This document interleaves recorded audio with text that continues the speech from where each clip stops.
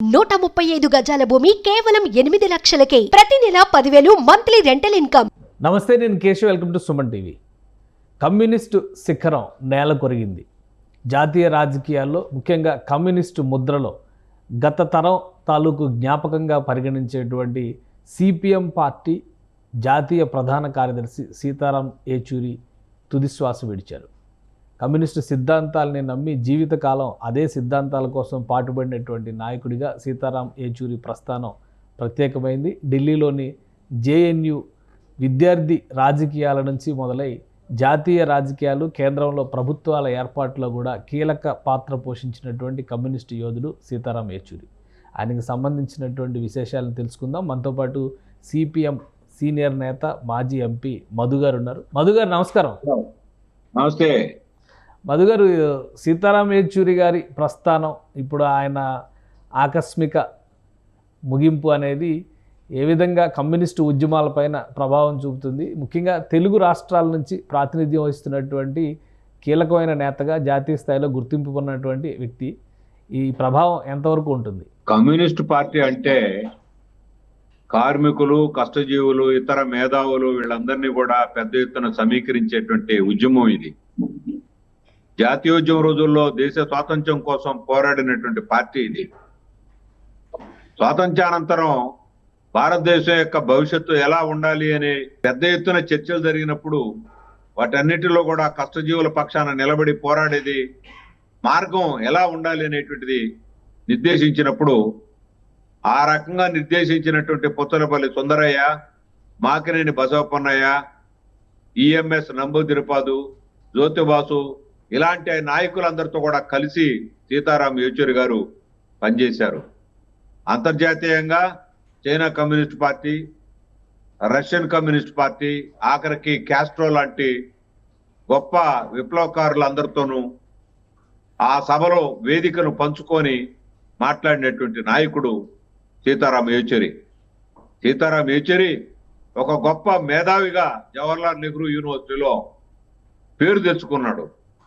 వారి ప్రొఫెసర్లు, వారి ఉపాధ్యాయులు, ఆ యూనివర్సిటీలో ఎంతో మంది మేధావులు ఆయన యొక్క ప్రతిభావంతమైనటువంటి పాత్రని గుర్తించి వారిని అన్ని సందర్భాల్లోనూ గౌరవించి సభలు, సమావేశాలకి ఆహ్వానించి ఉపన్యాసాలు వినేవాళ్ళు. ఆ రకంగా ఆయన అఖిల భారత నాయకుడుగా పుత్తలపల్లి సుందరయ్య గారు, మాకినేని బసవపన్నయ్య గారు ఉన్న రోజుల్లోనే ఆయన ముందుకొచ్చారు. దేశంలో సరళీకరణ ఆర్థిక విధానాలు వచ్చిన తర్వాత 90-91లో ఆ విధానాల ఎడల మన వైఖరి ఎలా ఉండాలి అనే అంశం చర్చించినప్పుడు మద్రాసులో జరిగినటువంటి పార్టీ మహాసభ 14వ మహాసభలో ఆయన ఆ తీర్మానాన్ని ఆయన ప్రతిపాదించాడు. కమ్యూనిస్ట్ పార్టీలో అప్పటికే సుందరయ్య, జ్యోతిబాసు, బసవపన్నయ్య గారి లాంటి నాయకులు, జ్యోతిబాసు, ఈఎంఎస్ నంబూదిరిపాదు ఇట్లాంటి నాయకులందరూ ఉండగానే వాళ్ళందరూ ముందు ఆయన ఈ తీర్మానాన్ని ప్రతిపాదించాడు. ఆ రకంగా ఆయన ప్రతిపాదించినటువంటి తీర్మానాన్ని మహాసభ ఏకగ్రీవంగా అంగీకరించింది. ఆ రకంగా భారతదేశం ఎదుర్కొంటున్నటువంటి అనేక క్లిష్టకరమైనటువంటి సందర్భాలన్నిటిలోనూ, కానీ ఇప్పుడు కూడా సిపిఎం జాతీయ ప్రధాన కార్యదర్శిగా పదవిలో ఉంటూనే ఆయన తుదిశ్వాస విడిచారు. ఇది పార్టీ పైన ఎలాంటి ప్రభావం చూపించే అవకాశం ఉంది? కమ్యూనిస్ట్ పార్టీ ఈరోజు చాలా సంక్లిష్టమైనటువంటి పరిస్థితులను ఎదుర్కొంటా ఉంది. 24వ మహాసభలో మద్రాసులో జరపాలని ఇటీవల నిర్ణయించింది పార్టీ కేంద్ర కమిటీ. ఆ సభలకి అవసరమైనటువంటి నివేదికలు, సమీక్షలు వీటన్నిటిని రూపొందించేటువంటి క్రమంలో ఈరోజు ఆయన మరణం తీరని లోటు. ఏమైనా ఆయన చూపినటువంటి మార్గం కమ్యూనిస్టు ఉద్యమానికి, భవిష్యత్తు కర్తవ్యాలు నిర్వహించడానికి మార్గదర్శకంగా ఉంటుందని చెప్పి మేము భావిస్తున్నాం. పార్లమెంట్లో ఆయన ఉపన్యాసాన్ని వినడానికి అధికార పార్టీలో ఉన్నటువంటి చాలా మంది నాయకులు, ప్రధానమంత్రి దగ్గర నుంచి మంత్రులు అందరూ ఎంతో శ్రద్ధతో వినడానికి, బయట ఎక్కడైనా వేరే పనుల్లో ఉంటే సీతారాం యేచూరి మాట్లాడుతున్నాడని తెలిస్తే వెంటనే వచ్చి కూర్చొని ఉపన్యాసాలు వినేవాళ్ళు. నేను స్వయంగా చూశాను.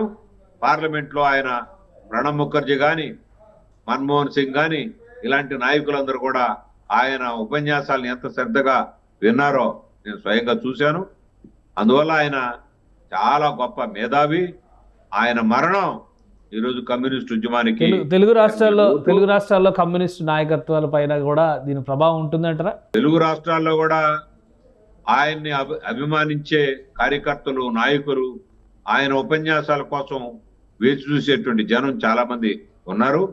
ఆయన కాకినాడలో పుట్టి నిజాం కాలేజీలో చదువుకొని జవహర్లాల్ నెహ్రూ యూనివర్సిటీలో రాజకీయాల్లో ఆరితేరి ఆ రకంగా దేశ నాయకుడయ్యాడు. అందువల్ల మన ఆంధ్రదేశంలో ఆయన యొక్క అభిమానులు, ఆయన యొక్క కృషిని బాగా శ్లాఘించేటటువంటి వాళ్ళు చాలా మంది ఉన్నారు. పత్రికా రంగంలో కూడా చాలా మంది ఆయన ఎడల ఎంతో గౌరవభావంతో ఆయనతో సంప్రదింపులు జరిపే వాళ్ళు ఉన్నారు. వాళ్ళందరూ ఈరోజు ఆయన మరణం వార్త విని ఈ విషాద సమయంలో సంతాపాన్ని ఆయనకి, కమ్యూనిస్ట్ పార్టీకి, కుటుంబానికి అందరికి కూడా సంతాపాన్ని తెలియజేస్తా ఉన్నారు. రేపు లేదు ఎల్లుండి ఆయన అంత్యక్రియలను ఇప్పుడే మాకు ఆ వార్త అందింది. అందువల్ల ఏర్పాట్లు కూడా జరుగుతున్నాయి. ఈ సమయంలో మేమందరం ఆంధ్ర నుంచి కూడా ఢిల్లీకి కూడా కొంతమంది వెళ్ళి ఆ కార్యక్రమంలో పాల్గొంటామని చెప్పేసి ఈ సందర్భంగా మీ ద్వారా తెలియజేస్తుంది. రైట్, థ్యాంక్ యూ మధు గారు, మీ అభిప్రాయాన్ని తెలియజేసినందుకు.